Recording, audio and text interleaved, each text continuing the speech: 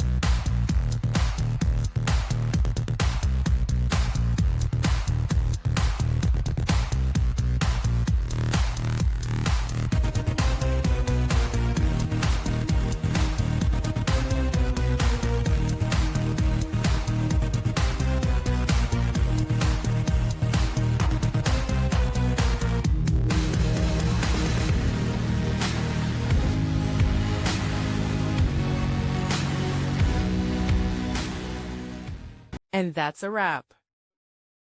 I hope you found the answer you were looking for. If you did, take a second to hit that subscribe button. It really helps out.